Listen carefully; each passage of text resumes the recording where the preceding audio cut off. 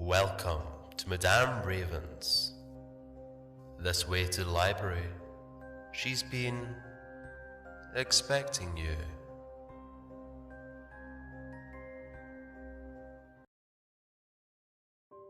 Hello, my darlings. On this fine Tuesday, I am bringing you some wonderful fantasy by Scare in the Box. I'd like to bring a quote from J.R.R. Tolkien that was in reply to people saying that fantasy is mere escapism. And I suppose that goes for many, if not all, nonfiction genres. But since I'm reading you a fantasy today, I'm going to read it to you. Fantasy is escapism, and that is its glory. If a soldier is imprisoned by the enemy, don't we consider it his duty to escape? If we value the freedom of mind and soul, if we're partisans of liberty, then it's our plain duty to escape and to take as many people with us as we can. So that is my new motto for this channel. Let me take you into a wonderful world, my darlings. I hope you enjoy it. I bring you Feather in a Sea of Flames. Humanity's fears exist within the darkness, within that which they cannot know, so they scrape away at the edges with fire that they may understand. The bright blessings of the gods have dwindled, so what other choice is there but to light a path with flame as the darkness encroaches? Too long have the gods looked on with indifference to people's suffering, or perhaps indignance at their betrayal. Long ago, humanity was indistinguishable from the beasts they hunted, but in their fear of the gloom, they begged the gods for succor.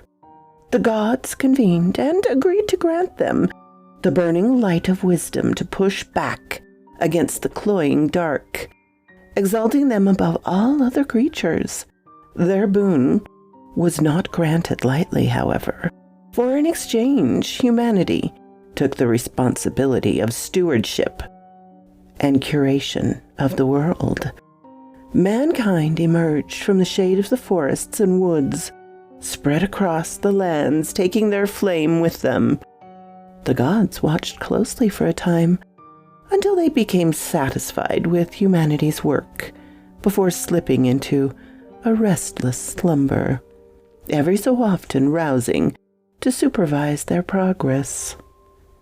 Homesteads turned into hamlets, hamlets grew into villages, until towns and cities dotted the landscape, and though necessity, ingenuity formed fantastic machines to ease their burden.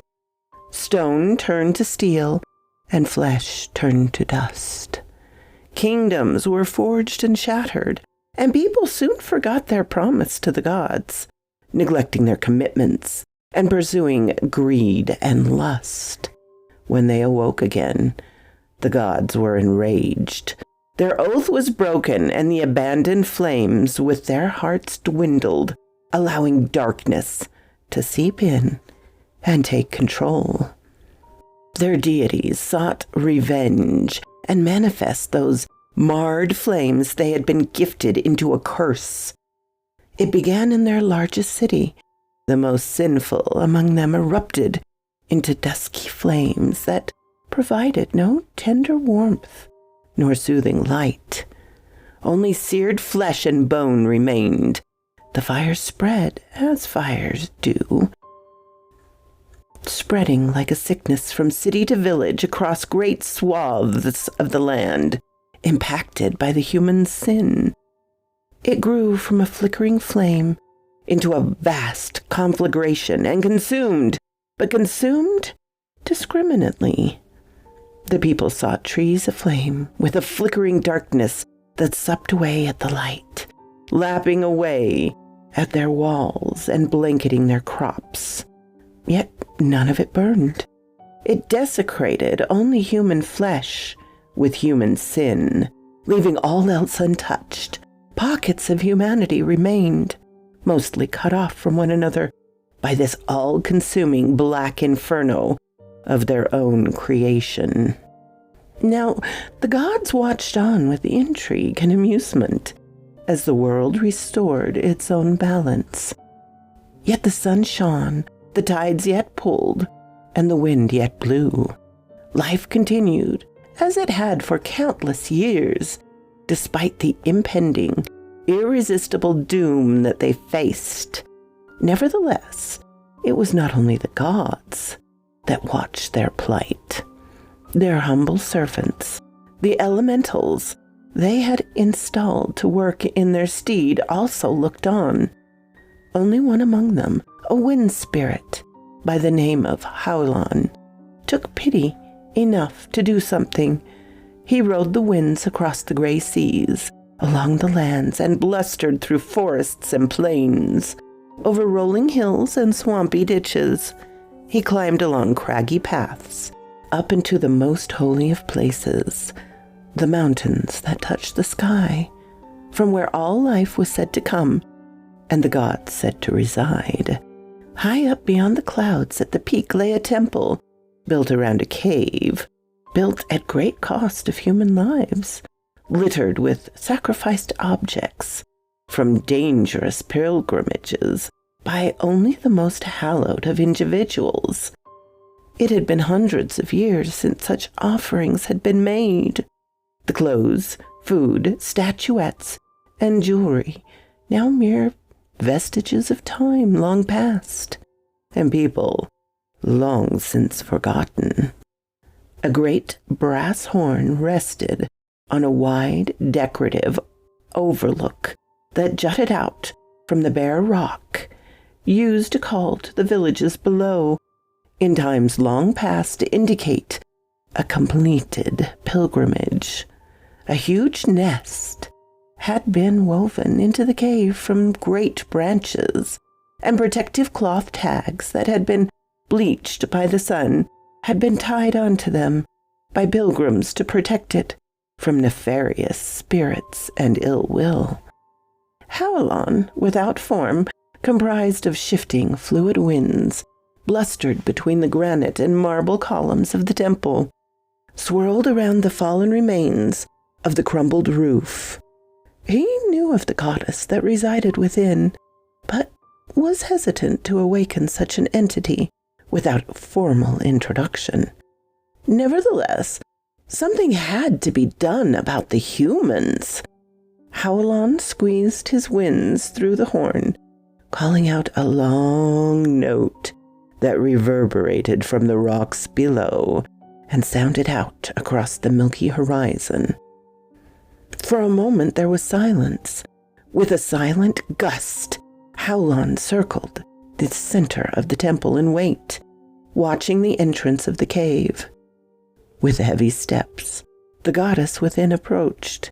Emerging from the darkness of the cave came an avian creature of brilliant blues and crisp whites, reds and orange, speckled in patterns along its wings and body.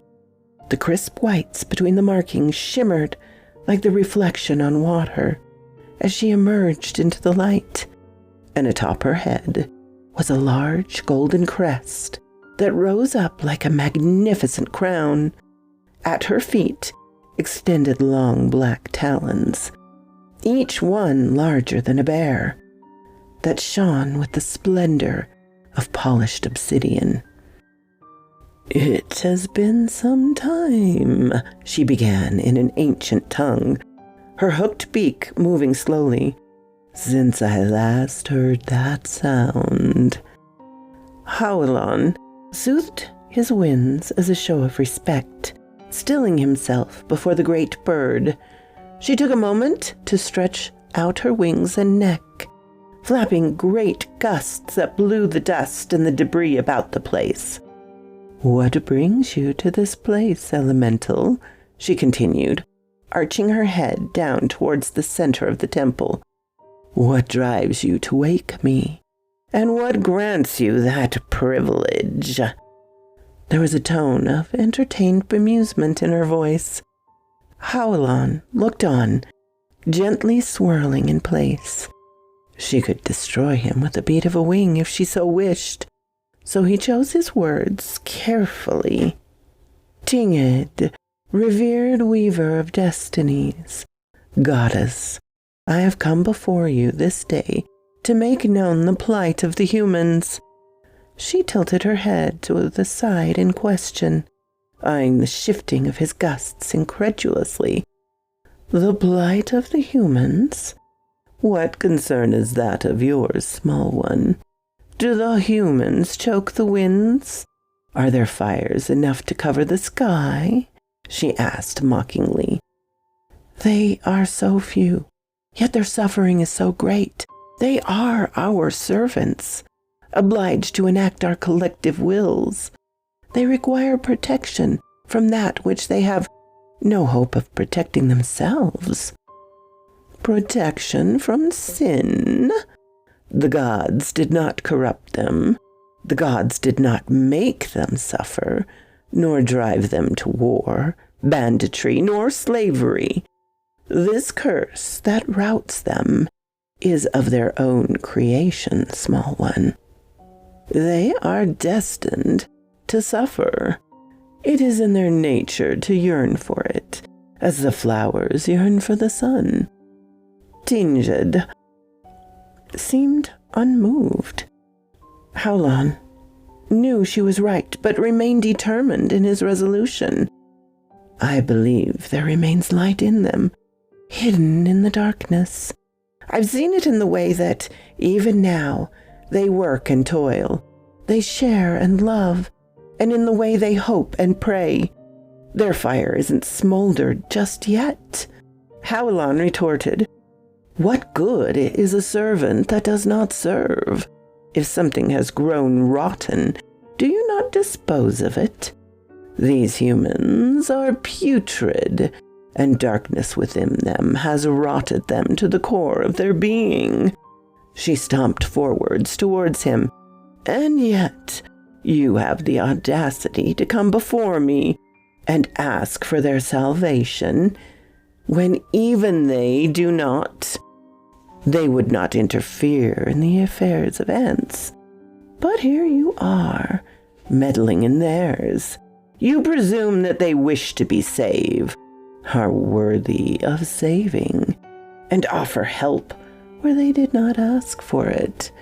To attempt to involve a goddess in such frivolity is vulgar. Howlon knew that he couldn't just give up, but she was growing increasingly frustrated. Forgive me, my lady, but I do not believe them rotten exactly. If a tool is broken, do you not fix it? As the fire dies in the dark, do you not feed its flames to renew its light? She stared at him silently before turning her back to him. She said nothing but stood in quiet contemplation. After a moment, she stared up into the sky before granting him his response. If you seek to save these creatures, if you truly believe they can be saved from themselves, I suppose there is precious little your own master can do about it. She turned back to face him. The sharp tone to her voice had gone, softened into a matronly, melodic sound. Know this, small one. There are those who eagerly await the destruction of the humans. Should you do this, you may spark a war between the gods themselves. After all, it was they who convened to grant them the same fire that now destroys them. Not only do you intervene in the matters of humans, but those of gods as well. This is a dangerous path, Elemental. He hadn't taken into consideration exactly how far-reaching the impact of his actions would be. Angering the gods would spell his destruction, and likely the hastening destruction of that which he now sought to protect. I cannot intervene, she continued. To do so would be an affront to those who yet slumber. You however, might. The mighty bird swung down her head and tugged out one of the short feathers from her tail. She placed it on the floor before Howlan. If you wish to help these creatures, you must walk among their kind and know strife from their perspective. Take their form and find among them one whose flame still burns bright. Bring them my feather and alter their destiny. Not thinking about the consequences of this, Howlan was overjoyed. He whipped his gales under the blue-gold feather and raised it aloft. Not only did he find his faculties failing, the shifting winds that formed him slowed and solidified as his control over them began to wane, and he felt, for the first time, a physical form that could touch and feel, smell and taste, as humans did. His perspective of the world dwindled down to only what he could see before him. No longer could he feel and change the winds or blow across the lands with ease. He was bound now to walk the soil and rock slowly, susceptible to the world and all its dangers. He took his first gasping breaths as his body finished changing. Panic set in his face at the burning sensation of empty lungs inflating for the first time. In, out, in, out. He had to focus on standing, breathing, blinking. He began examining his new body, poking and prodding, pulling and moving every part that he could familiarize himself with. This was a whole new experience, the only pleasant part of which was the novelty of it all. Small one, the nature of mortality is you must end other lives to prolong your own. This body is no exception to that rule. You must breathe, eat, drink, and remain warm. They have granted me clothing in the past, but I have no use for it. Take whatever you wish. Naked, Howlan stood now, stunned at it all. It took a moment for him to click everything into place, but started with a few small steps towards the cave. He stumbled, but his arms instinctively pushed themselves out to catch his fall. It seemed that the body, as frail and vulnerable as it was, had its own protections. Inside the mouth of the cave was a pile of old clothes, largely untouched by the elements and kept in decent condition. He tried a number of articles on, from decorative robes to mail, but there was one outfit that stood out to him that had been specially crafted for Tingid. It was still shaped and sized for a human, but it emulated the spectacular hues and patterns in her feathers, with speckled gold, brocade, and feather motifs throughout. Howlan emerged from the cave in his new robes and a leather satchel across his chest that hung by his side, decorative tassels draped from it. A glint of approval twinkled in Tingid's glassy eyes. Go now, for you will soon need to eat, to drink, to sleep, and to suffer. Howlan presented the goddess a graceful bow. As he rose, he swept back his dark wavy hair and tucked the feather into the satchel. It was one of her smallest ones, but still barely fit inside. He started out down the mountain, through the clouds onto what lay below. At the base of the mountain was a sprawling forest, the horizon littered with lakes and cut through with rivers and roads. He had no idea where he might find the human in question, but had seen human settlements as he blustered through the world. As he looked out from the overlook, a cold wind blew behind him, and he took it to be a sign of the direction in which he must travel. Perhaps, he thought, he was not alone. Making his way down the mountain was no easy task, with the sheer faces and rocky roads, but a path previously used by humans had been marked out with cloth tags that fluttered in the gentle breeze. His uneasy feet struggled to keep their balance on the uneven rocks that poked into his leather soles of his moccasins. Pain. That was his first experience with suffering. It was the only pain he had felt in his life, and therefore the worst. He hobbled down rock after rock, attempting to find the smoothest stones in his path to avoid it. His progress was slowed as he made delicate, uneasy movements. The mountain was difficult enough for seasoned climbers, but for someone so fresh on their feet, it was intolerably strenuous. He hadn't taken into consideration nightfall. Free from human form, he could feel the world around him, though the way the air moved about, through sound and motion, and had little need of light. That was not the case for this mortal shell, he quickly discovered. As the sun sank beyond the horizon, he sought refuge from the cold and the winds beneath a young fir tree with thick foliage, and sank into a restless sleep as his body grew drowsy, haunted by the sounds of animals in the distance. Fear, cold, fatigue. The suffering he experienced from the rocks was nothing in comparison to this. As the sun rose the next morning, he experienced another new form of torture that all mortal creatures face: hunger. He had no idea what humans were even supposed to eat. He knew he must kill in order to live, but had no idea how to hunt or craft weapons to assist in that. With heavy legs and a painful emptiness within his roaring stomach, he continued down the mountain. The majority of life on the mountain was inedible, but still Howlon collected every type of leaf and flower, moss and grass, and tried each one. The experience of taste was entirely new to him, a novel instinct ingrained in creatures that told him what was nutritious and what was not.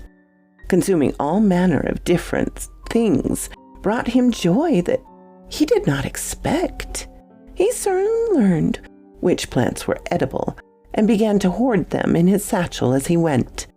Soon the clattering rocks beneath his feet gave way to grasses, and the trees increased in density as he reached the soft edge of the forest. There was a different kind of darkness here. The shaded boughs shifted softly as the breeze kept them swaying. There was a lot more food here, and a little stream that he supped from and soothed his feet. He found the water to be refreshing, and trying to keep it in his bag as he had with the food provided, an impossible challenge. It was difficult to remain in one direction with the sun hidden from view and the forest spanning seemingly forever into a maze that all looked the same and yet different at the same time. He spent the night in the forest, largely awake, hearing calling birds and howling canids. This time, the suffering was more familiar. He managed to escape the woodlands into a span of rolling hills splattered with long grasses and different trees, some of which bore fruit that dangled seductively for him. He laden his bag with them as he went, steadily making his way across the landscape. In the distance he saw a structure, a small farmhouse and barn, outlined with wooden fences that had been toppled and broken in places. Something was wrong. Covering every inch of the building, every scrap of ground, every bush and tree and hedgerow was a burning darkness, akin to a mist that lapped and flickered like fire. At the sight of it, he ran towards the building, fearing there may be someone still inside. He reached the edge of the flames and stopped, examining what he saw there. They seemed to span for miles, licking at everything they touched. There was no smoke, no heat, and drew the light into them as if they were. There was no smoke, no heat, and drew the light into them as if they were comprised of shadow. As they shift, they bore glimpses of what lay beneath. Incarnate sin, these desecrated flames of humanity, charred and incinerated human flesh, but left all else untouched. He saw from where he stood the remains of a few that had tried to escape their wrath. The grass beneath their withered figures was still lush and green, but the shadowed flames obscured all else. Howlon pictured life here, raising animals and growing crops, friends and family, births and deaths, and the times in between. His mind then shifted to the eruption of these flames and the fear that they must have been experiencing, and the bitterness and sorrow, and the fear that they must have experienced, and the bitterness and sorrow that they must have felt at the loss of their loved ones, to this unspeakable, unexplainable horror. This was his first experience with loss. The idea of mortality sunk into him like a stone in water, hitting the bottom of his heart with a weighty realization that he was now subject to it. There was nothing left for him here, so he followed the edge of the flames towards the rest of the little town. Along the way were the remains of charred corpses, littered among the gloomy fires. Desiccated bodies with blackened flesh lay strewn in all positions, some still holding each other close as they'd been backed into corners, some huddled away wherever they could hide, but more out in the open as they ran with futility from this mysterious death that burned from within. The bodies of children still clung to their toys and dolls, some held tight in their arms of their parents, now for perpetuity. The animals were still relatively tame. Some casually traipsed through the valley, as if the flames didn't exist to them. A scraggly old dog passed by a few houses, consumed with flame, and stopped to look up at Howlon before continuing on its way. Not a single one of the homes and buildings offered him shelter, the fire claiming them, preventing his access. Even the temple had been taken. Its sanctity granted little protection from the burning sin that had consumed them all. He rested outside the village, away from the fires, among a little grove that was painted with wildflowers of blue and violets, whites and pinks. He watched the stars twinkle in the sky and shut his eyes. The following morning, he walked along the edge of the fire that spanned a road, attempting to follow it towards another settlement. All day he walked beneath a steel gray sky, laden with clouds, his feet burning, his muscles screaming as he pressed onward, even between the towns of fire, spread along paths used by the humans to transport people and goods. Nowhere that humans had operated was safe. Everything they touched burned with this dusty blaze. He followed flames adjacent to the path, leering at the signs in the darkness that pointed the way. He felt something new hit his face. Water from the sky began falling, drop by drop, until a heavy torrent poured from the heavens. His clothes grew saturated and heavy, and that damp cold bit at his bones. This discomfort was a new experience, but a welcomingly mild form of suffering compared to what he'd seen. He had no choice but to press on, holding the feather aloft, his head trying to stay as dry as he could. Finally, on the misty horizon, a silhouette of a city drew into view. It had large stone walls with turrets and towers, to which Howlon had wonder of construction. He knew the sad reason why the defenses were necessary, but imagined that for those inside they must be quite reassuring. The fires still clung to every stone, every thatched roof, flickering away and consuming the light as if the city were in perpetual twilight. Along the road, exiting the city was a long row of charred corpses. Soldiers, still in their uniforms. Homeless refugees burdened with boxes and bundles containing their valuables. A displaced population with nowhere to go and nobody to turn to. He imagined himself among the vagrants, panicked and fearful of what was to come, swept away by crowds of people focused on their own survival as the comforting stability of society crumbled around them. He spent the next few days walking, surviving as best he could, drifting between empty towns and cities, in search of humans that had yet to be destroyed by these flames. Everywhere he went, he encountered death without destruction that killed without discrimination. Reaching further and further into the lands inhabited by humans, he realized the extent of what he was dealing with as the horizon writhed and pulsated darkness as far as he could see. It covered everything like a vast blanket to extinguish the fires of humanity.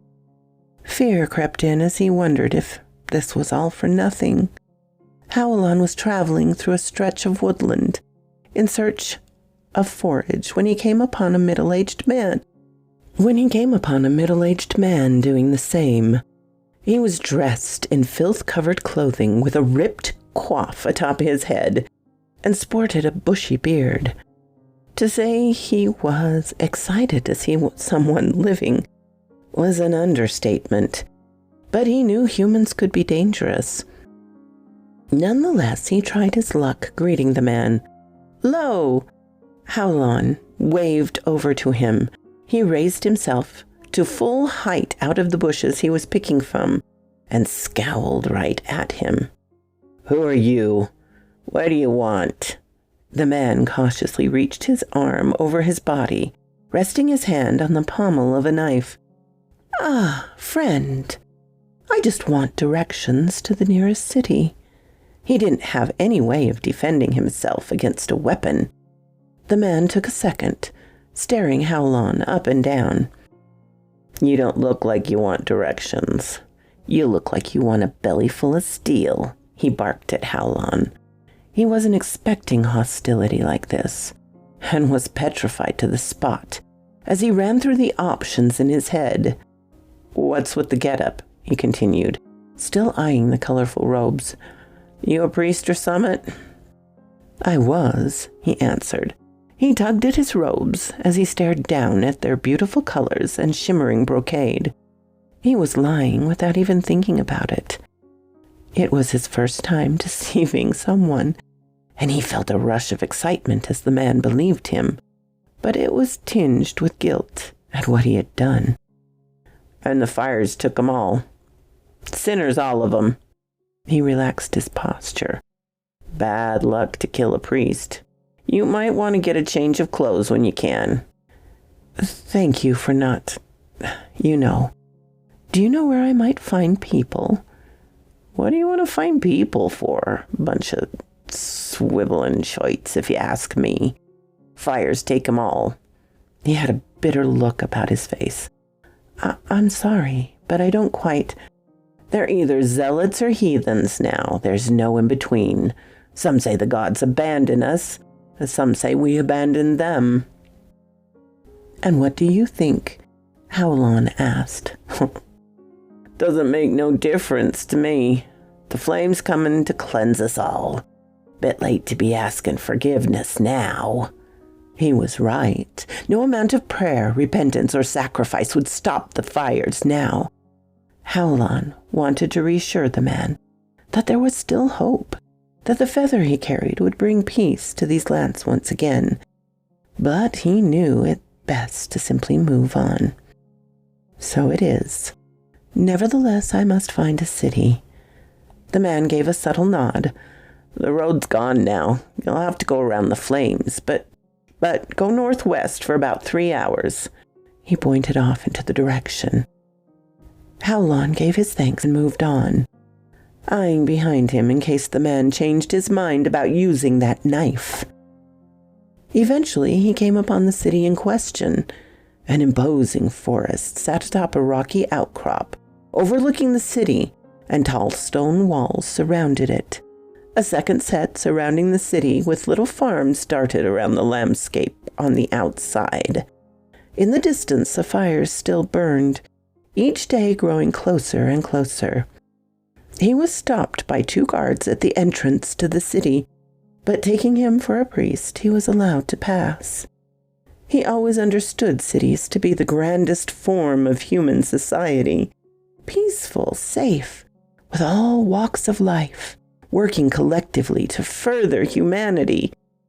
What he saw couldn't have been further from that. The main road through the city was barely paved. Muddy tracks had been covered with a few wooden planks, and sewage lay out in the open, close to people hawking their questionably fresh foods. Livestock roamed around the streets, were tattered, homeless dogs begging for scraps. The emaciated bodies of refugees that had managed to escape the fires, only to die of starvation or to sickness, lay scattered among the detritus, baking in the sun, next to still living friends and relatives. In the market square, sinners had been hung in metal cages to die from hunger or dehydration, their remaining existence a mockery of their humanity and a warning to others. Inquisitors from the temple stalked the streets, watching for signs of anything that may anger the gods further. Halon witnessed a man being assisted into a bronze bull by 2 inquisitors, surrounded by a tired-looking crowd. He could tell by their indifference that they'd seen this happen before. Beneath the bull, they lit a fire and listed off man's many sins, some of which Halon knew weren't interpreted by the gods as such. As the metal heated and the man inside was burned, and his screams echoed and rumbled inside the bull, emanating a hollow scream that reverberated around the square. Everywhere he walked, he got stares due to his gaudy clothing. Those suffering coveted the wealth he displayed openly, jealous, angered by the way he flaunted it around. He stood out from the subtle earth colors sported by the impoverished masses that shuffled about their business. He made his way to the temple and strode inside to a scene of people lined up in rows, some barely alive, some alive no longer. They coughed and sputtered and groaned while robed priests rushed back and forth, looking after them all. The sudden influx of refugees had brought with them disease as well as starvation, crime and calamity. The tangible suffering on display pained him, and he wished there was more that could be done. He stared through the rows of people and examined the wincing faces of each one, but finding someone pure was an impossible task. He continued about the streets and eyed everybody, losing hope that he'd be able to find one person among the crowd that would be worthy of accepting the feather. The stench of the foul city air singed his nostrils and burned his eyes, and the smoke of their chimneys and pyres choked the sky with a black haze. He saw the concentrated mass of humanity. The very things that the gods had seen these creatures were not curators of this world, not protectors of it, but parasites, fearful, vengeful, greedy creatures that sucked the life out of the world to further their own goals. He had seen enough of this gray prison. There was nobody here that still had a light within them, pure enough to save them. So he continued on his way through the other side of the city and emerged into a refugee camp for those who couldn't or wouldn't live rough within the safety of the walls. For miles, makeshift, ramshackle tents constructed of tattered fabric that offered little protection against the elements spewed out like an unstoppable cancer, and more people flooded into the few remaining safe places. Sad, weary faces peered up at him as he walked by, some asking for food or alms, others weeping softly into their hands at the futility of living. Inquisitors dragged a few people away from their wailing wives and crying children, with nobody and nothing standing in their way. By the time he reached the other side of the camp, he saw a few unsupervised children playing. With everything happening around them, with no prospect but a horrible death, they were actually playing games. They must have known about the fires. They must have known that there was no hope for them, and yet they still retained their innocence. There was one young girl in a tattered dress, without shoes, her feet filthy and caked with mud. She was digging a hole in the mud by hand and dropping in a few seeds, patting the dirt down, and moving on to dig another hole a little further along. Howlon couldn't help but watch. It was so different than what he'd seen inside the walls. The pain and the misery, the hopelessness and weariness. He walked behind her and took a better look, but she turned her head and stared up at him with a grin. "What are you doing, little girl?" "I'm planting trees," she giggled. "You know they'll take a long time to come up, right? It'll be years before you get any fruit." He didn't want to tread all over that innocence, but he had to say something. "I know. But when I do, I can share it with everybody. Then people won't be hungry anymore." Her words hit him deep. With all the anger and fear, she still wanted the best for everyone. The tone in her voice, the bright sparkle in her eyes. It was different than everybody else. "Your clothes are funny, mister," she added, still smiling. He hadn't realized that he was staring. "Are you an angel? My mummy said that angels were going to take her away, and then one day they did. Are you going to take me away?" A gentle breeze swayed the tall grass, making it glint and sparkle like ripples in the water. This was it. This was her. He had no doubt about it. She was so young, so fragile, but that innocence gave her purity. He put a finger to his mouth in a shushing motion. He wasn't an angel, but elementals were close enough. It wouldn't be an outright lie. "She told me to give you this." Howlon knelt down and rummaged in his satchel to pick out the feather and held it out for her. Everything in his gut told him that she was the right one, that if anyone still had that pure fire within them, that it would be her. "That's for me? It looks like your dress." He couldn't help but smile. She held both her hands out and took the feather into them, staring down at it before looking back up at him. "Thank you, mister." She held it close to her chest and closed her eyes, fully believing what she'd been told. For a moment, nothing happened, and Howlon worried that something was gone wrong. Abruptly, she burst into a bright, prismatic light that shifted and fluttered like a rainbow aurora. The vivid colors fluttered closer and closer together until they merged into a brilliant white light. The feather had vanished, sublimate into nothingness.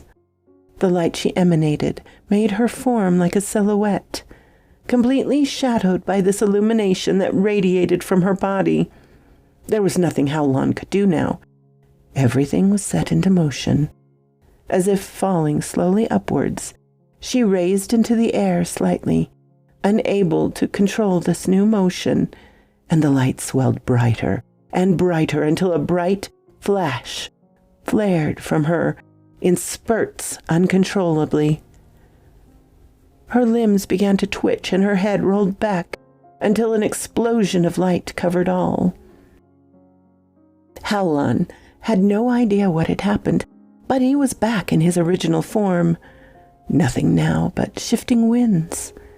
He hurried across the landscape, feeling for where he had been, feeling for the flames, for those dark tendrils of manifest sin. Nothing. The fires had gone. Howlon had to find the girl, the one who was pure enough to save them all, whose fire burned brighter than all the sins of the world. He would never find her, but she lived on in the hearts of all those who survived. So quoth this raven. What a marvelous fairy tale with themes and morals for our hopeless modern world. I hope you enjoyed, my darling, and thank you to Scare in a Box for allowing me to read this and the wonderful artwork that went with it. Have a lovely Tuesday, my darlings.